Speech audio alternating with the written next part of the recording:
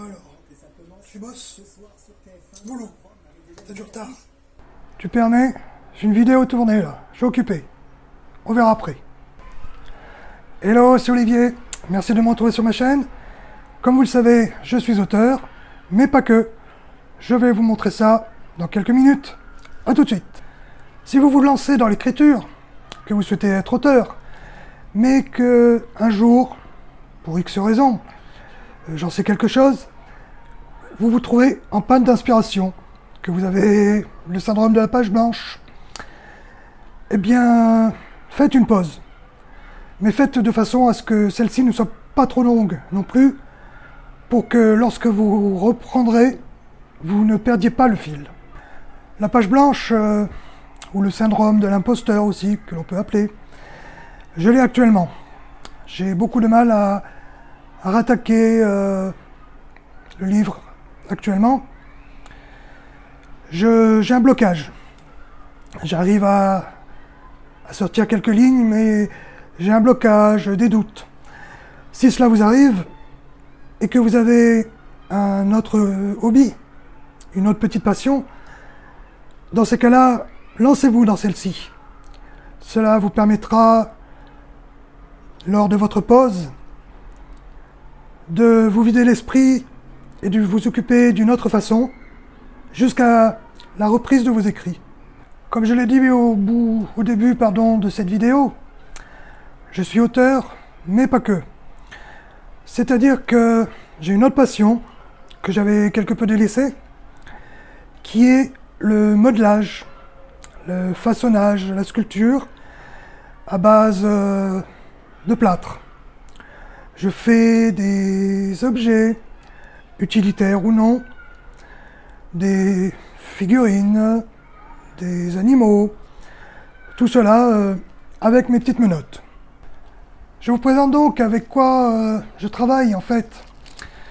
J'utilise tout d'abord une pâte toute simple pour travailler donc ce plâtre que je malaxe, que je forme avec mes mains tout simplement et un peu d'eau évidemment. Ensuite j'utilise des produits, du matériel tout basique. J'ai ce crayon qui me sert à pointer, à faire mes lignes, à me repérer lorsque je me mets à sculpter, à modeler mon personnage ou quoi que ce soit. Il y a le scalpel, indispensable, qui m'est indispensable pour beaucoup de choses. Pas seulement pour découper, pour faire quelquefois des petites formes, pour tailler et discipliner la pâte afin d'obtenir des petites courbures, par exemple. J'utilise deux petits outils que l'on utilise généralement lorsque l'on travaille le bois. J'ai le petit ciseau, évidemment. Cela peut paraître bizarre, ou surprenant, disons. J'utilise aussi une pince à épiler. Pourquoi une pince à épiler? Tout simplement pour la peinture. Exactement pour la peinture. Lorsque j'ai un tout petit modèle à faire, que je dois le maintenir précisément, pour m'appliquer, je le maintiens d'un côté et je peins de l'autre. Lorsque je fais des trucs très minutieux, c'est très utile, car ce n'est pas si facile que ça. Il faut beaucoup de minutie, de patience. Heureusement, je n'en manque pas. J'utilise ceci aussi. Oui, une lime à ongles. Donc là, c'est lorsque j'ai le plâtre qui est bien ferme, bien solide, qu'il me faut poncer des endroits vraiment précis. Cela m'est fort utile, beaucoup plus que du papier de verre, que j'utilise là pour des surfaces plus grosses. Et j'utilise divers matériaux à droite, à gauche, que je peux trouver en me disant cela peut être utile pour travailler ultérieurement un autre modèle à faire. Je n'ai pas de moule. Je fais vraiment tout ça sur la base de photos. D'images, d'affiches diverses pour m'inspirer. Par exemple, j'ai fait du moins ce porte-stylo. Je vous montre d'un peu plus près. Porte-stylo, et j'ai utilisé la photo pour faire ce petit chien.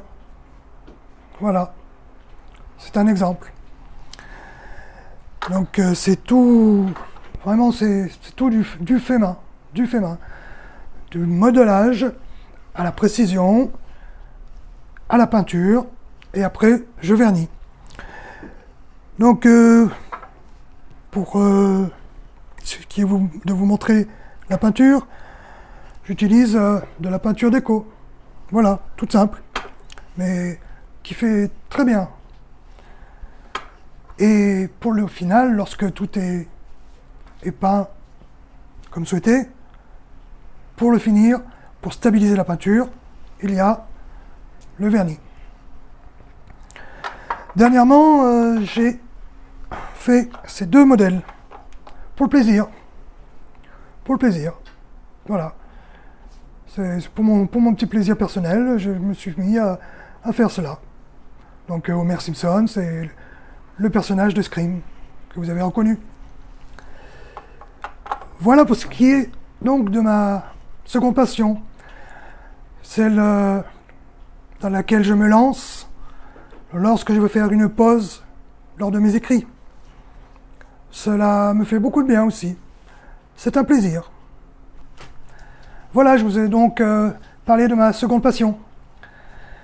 Je vous souhaite d'en avoir une aussi. Et lancez-vous dedans lorsque vous avez un blocage, lorsque vous écrivez votre livre, que vous attaquez certaines pages et que ça bloque, qu'il y a un petit oubli, un doute. Si vous avez une seconde passion, lancez-vous dedans. Cela vous permet de faire une pause et du fait de mieux attaquer par la suite.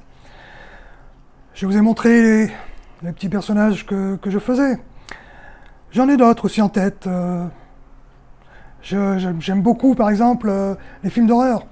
Donc j'ai d'autres personnages de films d'horreur dans lesquels j'ai envie de me lancer, de tenter, disons, en souhaitant que le résultat final soit sympathique.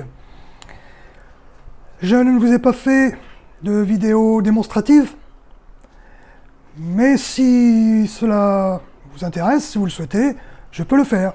Dites-le moi en commentaire par exemple, et je me ferai un plaisir de vous faire une vidéo démonstrative.